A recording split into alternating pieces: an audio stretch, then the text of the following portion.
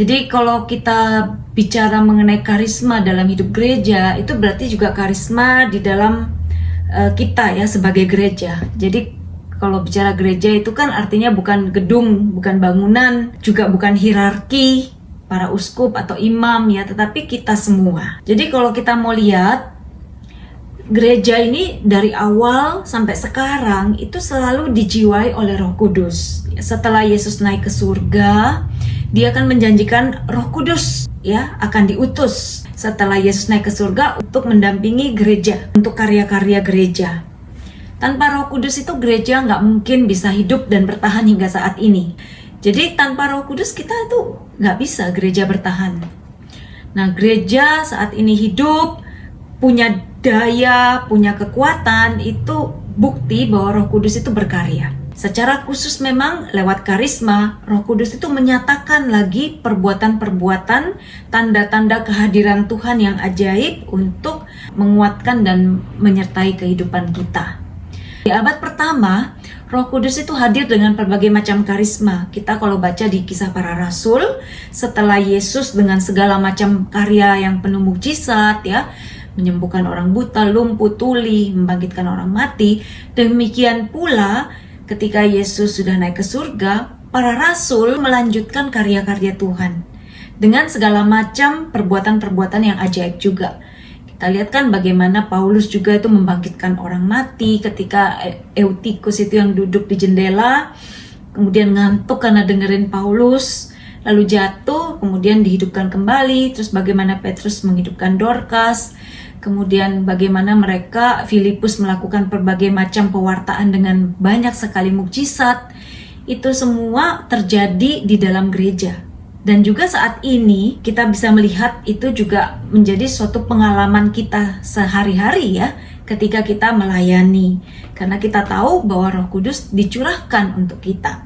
Sekarang karisma juga sangat berkembang. Yang namanya bahasa roh itu bukan suatu hal yang wow, hanya orang kudus, hanya orang apa yang bisa terima. Bahkan ketika orang mulai bertobat, didoakan penumpangan tangan, mereka menerima karunia berdoa dalam bahasa roh. Nah, gereja membutuhkan karisma untuk memberi kesaksian tentang Yesus. Jadi, tujuan karisma, tujuan karunia-karunia itu adalah untuk pewartaan, untuk evangelisasi. Supaya ketika kita mewartakan tentang Yesus, kita itu nggak omong kosong, kita nggak omong doang, tetapi ada tanda yang orang bisa lihat. Sehingga orang itu lebih mudah percaya, intinya gitu ya. Nah, sekarang kita lihat apa sih yang dimaksud karisma di sini. Nah, karisma itu bisa kita baca di dalam 1 Kor 12 ayat 7-11. Itu ada yang 9 karunia Roh Kudus yang disebut karismata, karunia untuk melayani. Ya, itu ada mulai nubuat, karunia berbicara dalam bahasa roh. Bukan berdoa dalam bahasa roh ya, beda. Berbicara dalam bahasa roh yang kalau diikuti karunia tafsiran itu akan sama fungsinya dengan karunia nubuat. Ada karunia sabda kebijaksanaan, sabda pengetahuan, mukjizat, ya. Iman ini juga beda dengan kebajikan teologal iman yang sudah kita pelajari. Kalau iman yang seperti itu kan kebajikan teologal. Kalau yang ini iman yang menyertai mukjizat ya, urapan sesaat untuk mungkin melakukan hal-hal penyembuhan-penyembuhan yang besar. Itu yang kita sebut karunia iman. Nah, itu semua. Dan juga dalam Roma 12 ayat 4-8, Efesus 4 ayat 11 sampai dengan 12, itu kita bisa baca lebih banyak lagi karisma di luar yang di 1 Korintus itu ya. Ada karunia memimpin, karunia menjadi rasul, karunia menjadi nabi, karunia menjadi pengajar, karunia untuk memberi, menasehati ya, dan lain sebagainya. Nah, jadi saya pikir Anda yang sudah pelayanan itu sudah hafal ini ya, ada macam-macam karisma. Yang di 1 Kor 12, 7-11 itu 9 ya, termasuk tadi yang belum saya sebut itu karunia membeda-bedakan roh. Apakah ini kehendak Tuhan, apakah kehendak saya sendiri, apakah mungkin godaan si jahat ya. Itu kita bisa membeda-bedakan. Misalnya aku ini kepengen sekali aktif di 5 bidang. Wah, kayaknya aku bisa A, B, C, D, bisa core, bisa ngajar, bisa ini. semuanya kayaknya aku pengen ya. Apakah ini betul dari Tuhan? Apakah ambisiku? Ataukah mungkin si jahat yang mau membuat kita itu kehilangan fokus misalnya? Itu perlu karunia discernment ya. Semakin kita maju dalam Tuhan, semakin halus juga kan godaan si jahat ya, supaya kita itu lama-lama bukannya memuliakan Tuhan, malah tahu-tahu jatuh pada memuliakan diri sendiri tanpa kita rasa. Jadi perlu karunia ini juga. Makanya kita beruntung ya, di dalam komunitas ada teman yang saling mengingatkan. Tapi biasanya kalau kita udah lebih senior, kita merasa diingetin sama teman yang lebih muda, itu sulit ya, nggak gampang. Makanya kita sendiri terus harus bertumbuh dalam kerendahan hati. Makanya kalau kita nggak sadar-sadar sendiri ya, ada aja kejadian yang mungkin gesekan yang membuat kita itu nggak senang, sakit, tapi itu membuat kita berpikir ya, apakah aku yang mungkin mengeraskan hati, ataukah memang apa yang harus aku perbaiki? Itu perlu kita terus refleksi. Baik, karisma karunia Roh Kudus ini diberi itu dengan cuma-cuma. Makanya kan kita tahu kita melayani itu nggak pernah minta bayaran ya, karena kita sudah diberi cuma-cuma tanpa jasa, dan bukan juga karena kita yang suci. Jadi jangan pikir bahwa kalau kita bisa menyembuhkan, kita bisa berbicara dalam bahasa roh, bisa bernubuat, itu karena kita suci ya. Itu bukan tanda kesucian. Tapi tanda kesucian itu adalah kalau kita bertumbuh di dalam mengasihi. Di dalam Galatia 5 ayat 22 itu kan ada buah roh. Itu yang menunjukkan bahwa Roh Kudus itu menguasai diri kita ya, sehingga kita itu, hidup kita itu berubah. Karakter-karakter kita itu diubah menjadi karakter ilahi ya, mengasihi, ada sukacita, ada damai sejahtera. Sukacita itu bukan orang yang ketawa terus ya, tetapi ada sukacita dan damai itu juga dekat. Kalau orang itu punya damai, dia juga bisa sukacita. Walaupun keadaan sekarang ini serba sulit, tapi kita tetap tenang ya, ada sukacita, percaya ya. Tapi itu bukan berarti kita nggak melakukan apa-apa juga ya. Tuhan sudah ngasih kita akal budi untuk kita juga tetap melakukan semua ini dengan bijak ya. Kasih sukacita, damai sejahtera, kesabaran, kebaikan, kesetiaan, kemurahan hati, kelemah lembutan, pengendalian diri, itu sebenarnya yang merupakan tanda orang itu kudus. Bukan soal seberapa hebat karunia-karunia dia untuk melayani ya. Nah, karunia itu diberikan bukan karena kita yang hebat, kita pantas, tapi memang Tuhan mau ngasih. Kepada A diberikan karunia mengajar, kepada B Tuhan mau dia mengembangkan karunia konseling, kepada si C mungkin diberikan suara yang bagus ya, peka dengan kehendak Tuhan, nyanyi lagu apa, sehingga kalau dia jadi WL, orang itu mudah sekali diangkat masuk dalam hadirat Tuhan ya, dan berbagai macam. Nah, itu karisma yang Tuhan berikan bukan karena kehebatan kita, tapi karena memang Tuhan mau berikan sesuai kehendak Tuhan. Apa bedanya dengan bakat? Ya, kalau bakat memang kita sudah dapat dari lahir, tapi kalau karisma itu memang Tuhan berikan, dan waktu diberikan itu kita bisa pakai ya. Jadi kita nggak ada pelajaran atau kursus misalnya, oh harus kursus berdoa bahasa roh dulu baru bisa dapat, enggak. Tapi pada waktu kita didoakan kan kita dapat ya. Atau tapi kenapa kok ada retret karunia? Ya, retret karunia itu karunia Roh Kudus, kita diajarin nubuat itu fungsinya apa, bagaimana caranya, itu biasanya Tuhan itu memberikan. Nah, itu kita diberikan pengertian, pengenalan praktis tentang karisma, supaya ketika Tuhan menggerakkan kita untuk bernubuat, kita tuh ngerti gitu loh.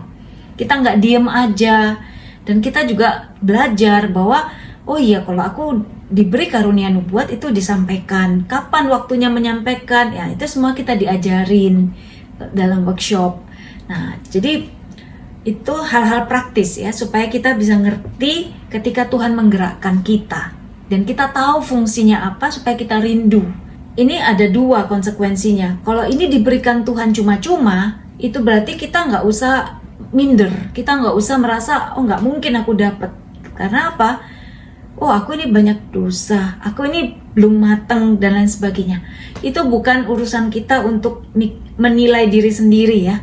Yang penting kita buka hati. Yang penting kita buka hati, membiarkan Tuhan itu melakukan apa yang Dia mau dalam diri kita. Ya. Jadi karena ini Tuhan berikan bukan karena jasa kita, berarti kepada setiap orang Tuhan bisa berikan. Ya. Nah, jadi jangan kecil hati bahwa kita nggak mungkin dapat, karena itu terserah Tuhan. Karisma itu untuk pelayanan. Jadi kalau kita rindu melayani, kita itu diberi. Tapi kalau kita udah diberi tapi kita nggak pakai, ya nggak akan berkembang. Ya. Misalnya Tuhan lihat kita itu rajin untuk mendoakan orang sakit. Ketika kita lihat orang sakit, hati kita itu mudah sekali tergerak gitu oleh belas kasihan, empati. Kita akhirnya rajin mendoakan bersama teman. Nah, karena kita setia, biasanya Tuhan akan berikan kita karisma ini untuk melengkapi. Jadi biasanya Tuhan itu ngasih kerinduan dalam hati kita untuk pelayanan tertentu. Itu tandanya biasanya Tuhan mau pakai kita dalam pelayanan itu. Dan Tuhan akan perlengkapi kita dengan karisma, dengan karunia Roh Kudus untuk pelayanan. Ya, jadi jangan minta dulu sama Tuhan. Tuhan, aku dikasih dulu karunia penyembuhan baru aku mau berangkat mendoakan. Loh, bagaimana kita bisa tahu bahwa Tuhan memberi kita karunia ini kalau kita nggak praktekin gitu? Ya. Jadi karisma ini berkembang, ada buktinya ketika kita melakukan, ketika kita melangkah dalam iman. Sama dengan karunia nubuat, ya kan? Oh, Tuhan ngasih kita, tapi kita nggak pernah mau ngomong. Padahal nubuat itu adalah termasuk karunia sabda. Ya, kita harus menyampaikan perkataan itu. Nah, karena orang lain membutuhkan. Tapi kalau kita takut, kita simpen sendiri, ya nggak pernah kejadian, orang itu nggak mengerti apa yang Tuhan mau sampaikan buat dia, ya. Jadi karunia itu untuk pelayanan. Ketika kita mau melakukan, maka kita akan mengalami kuasa itu lewat karisma ini. Nah, kepada tiap-tiap orang dikaruniakan pernyataan roh untuk kepentingan bersama. Jadi ini untuk kepentingan jemaat, kepentingan komunitas, kepentingan gereja, kepentingan orang lain. Nah, sedangkan rahmat pengudus itu yang kita sebut sabta karunia, ya. Sabta karunia itu yang kita terima pada waktu kita dibaptis juga, dan pelan-pelan semakin kita setia, semakin kita matang, kita juga makin berkembang. Sabta karunia ini yang kita biasanya minta waktu novena Pentakosta, ya. Jadi ada roh takut akan Tuhan, kebijaksanaan, pengetahuan, kesalehan, ya, terus kekuatan. Itu semua adalah karunia Tuhan yang menetap, yang terus perlu kita tumbuhkan dan yang menjaga kita supaya kita bisa hidup kudus sesuai dengan kehendak Tuhan sampai akhir, sehingga kita bisa masuk di dalam surga. Ya, intinya gampangannya gitu. Sabta karunia itu adalah untuk diri kita, untuk membuat kita sendiri menjadi anak Allah. Kita bisa hidup kudus, kita bisa sampai pada tujuan akhir yaitu surga. Ya. Nah, makanya banyak orang juga yang mungkin tidak pernah bahasa roh, tidak pernah menyembuhkan orang, tidak pernah ngusir setan, tidak pernah nubuat.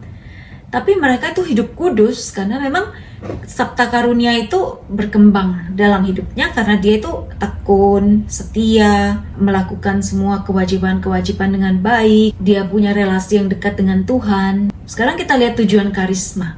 Karisma itu bertujuan membantu orang bertumbuh dalam iman dan kasih. Jadi, kalau kita itu udah diberi karunia tadi ya, saya bilang tafsiran, bicara dalam bahasa roh, nubuat, sabda pengetahuan, sabda kebijaksanaan, penyembuhan, mukjizat, memimpin, menjadi nabi, pengajar.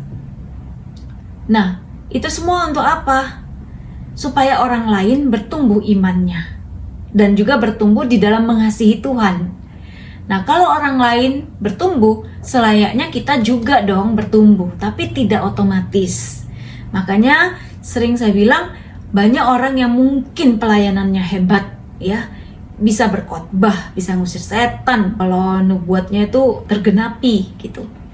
Tapi bisa jadi dia sendiri kalau tidak memelihara hidup rohani yang baik dengan Tuhan, tidak mau dievaluasi, tidak mau ditegur, makin sombong, dia sendiri bisa jatuh, ya. Tidak bertumbuh di dalam kekudusan, tidak bertumbuh di dalam kasih. Karena tadi saya katakan, karisma itu tidak otomatis menjadikan orang kudus. Makanya kan Paulus bilang, jangan sampai setelah aku melayani, aku sendiri ditolak. Ya, jadi perlu dipahami ya karisma ini. Jadi kalau kita bicara karunia Roh Kudus, itu bisa kita bagi dua. Tadi yang saya sebutkan, sabta karunia itu rahmat pengudus yang membuat kita jadi anak Allah, membuat kita kudus, membuat kita bisa masuk surga. Yang kedua, ini bagian yang kedua itu yang disebut karisma, yaitu yang tadi saya katakan dalam 1 Kor 12 ayat 7-11 dan seterusnya di Roma Efesus, itu untuk melayani. Ya, supaya orang semakin percaya kepada Tuhan. Kalau kita melayani dengan karisma. Karisma ini bukan sehebat apa kita ngomong, ya.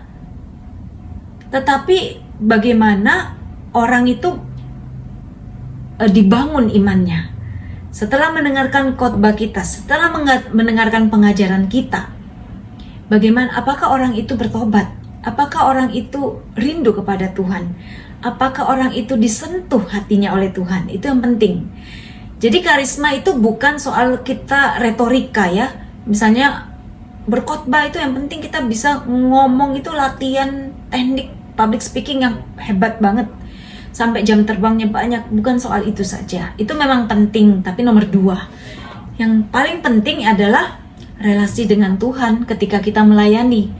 Apakah relasi kita baik nggak dengan Tuhan? Apakah kita sungguh-sungguh menimba inspirasi dari Tuhan ketika kita mau menyampaikan khotbah atau pengajaran? Apakah kita mendoakan orang lain itu dengan sungguh-sungguh? Juga kita terlebih dahulu bertekun di dalam doa, ya. Nah, jadi karisma itu seperti urapan, bukan punya kita. Jadi kalau orang itu menyembuhkan, dia bukan seorang penyembuh, tapi dia adalah orang yang dipakai oleh Tuhan, ya, dialirkan karunia ini untuk dia pakai menyembuhkan orang. Tapi dia sendiri namanya bukan penyembuh. Yang penyembuh itu pasti Roh Kudus, ya.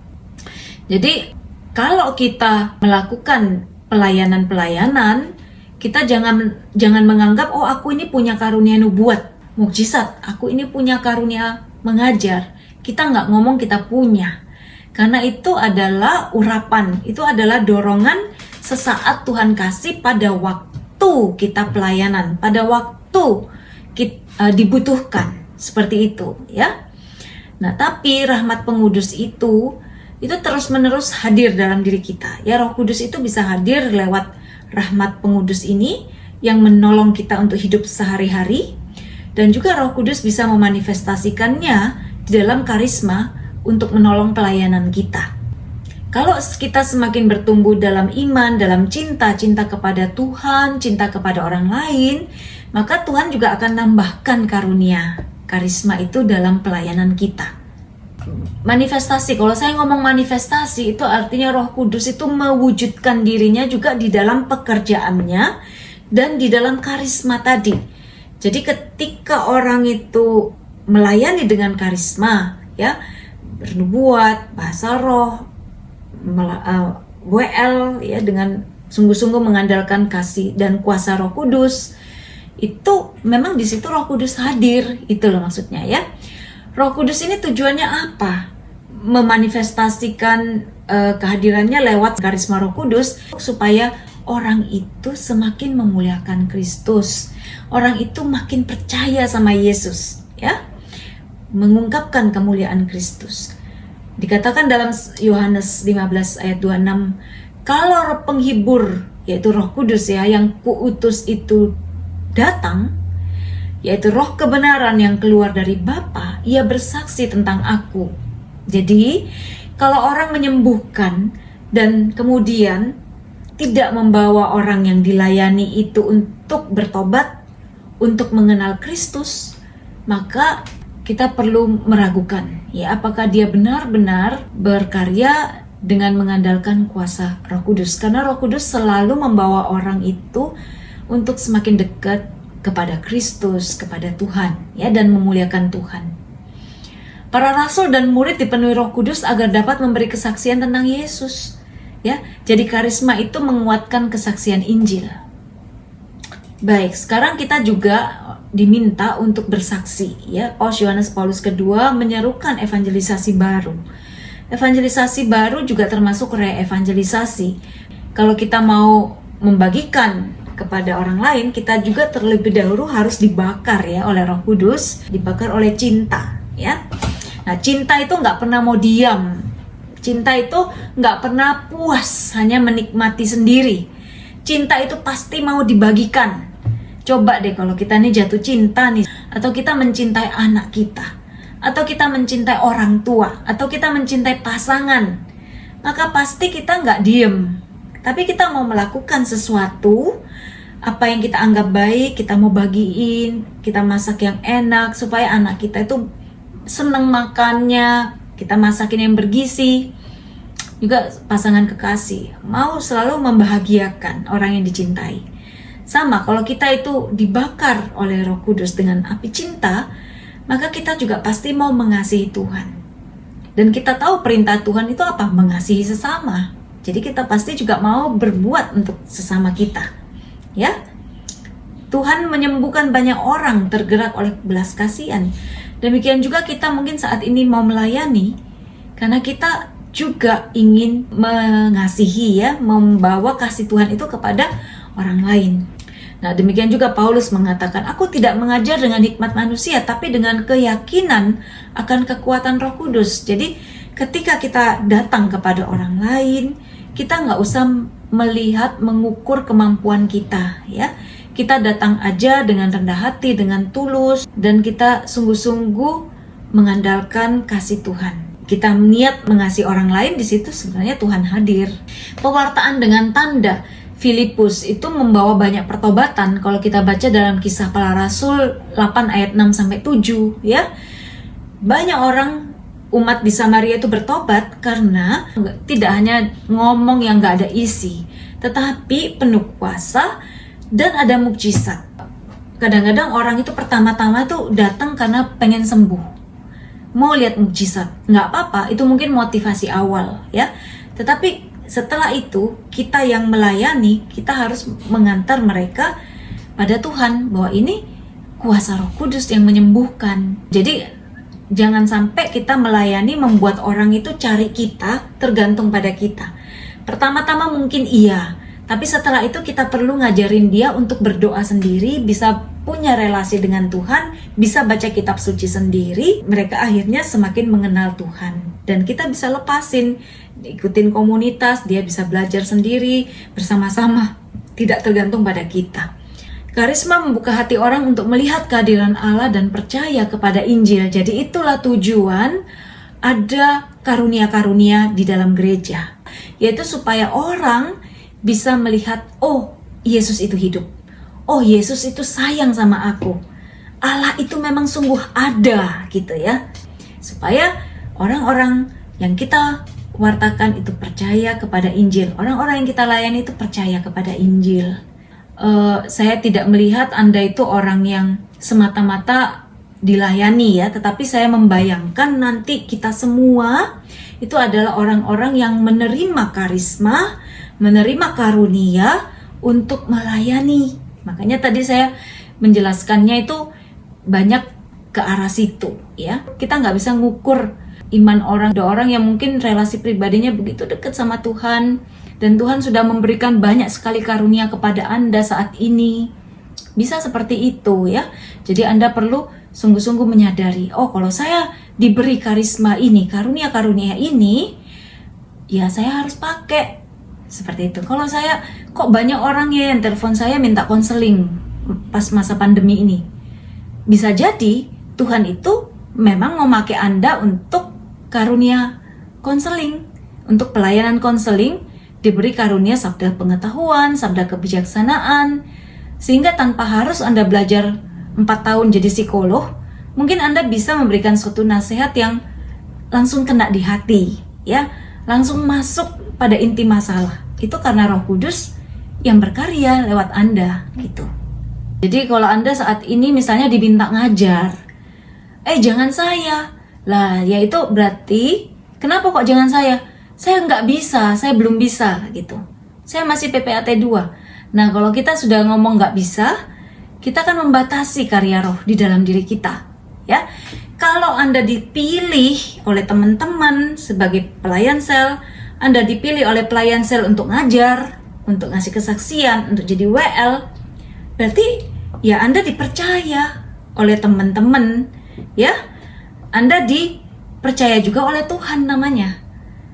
Dan ketika Anda terima pelayanan itu dan terbuka pada Roh Kudus untuk pakai Anda, di situ Anda akan melihat karunia Roh Kudus itu bekerja di dalam pelayanan Anda. Ya, jadi jangan tolak pelayanan. Karena ketika Anda mau terbuka, kalau Anda merasa nggak mampu, baguslah kalau nggak mampu. Berarti Anda rajin berdoa, minta tolong sama Roh Kudus. Karena memang kita nggak mungkin mampu. Emangnya siapa yang mampu ngajarin tentang Tuhan kalau bukan Roh Kudus sendiri? Emangnya siapa yang mampu untuk membuka hati orang kalau bukan Roh Kudus, ya? Jadi jangan takut. Jangan takut dan jangan menolak. Jangan juga menjadi sombong. Karena kalau kita dipilih, kita diberi karunia, itu bukan karena kita yang sudah hebat, ya. Kita nggak pernah jadi ahli di dalam soal Tuhan. Kita nggak pernah jadi orang hebat mengenai karunia, mengenai Tuhan, ya. Kita selalu nol. Habis dipakai oleh Tuhan, dikasih, sementara nol lagi, nggak punya apa-apa lagi gitu. Apanya yang mau disombongin gitu.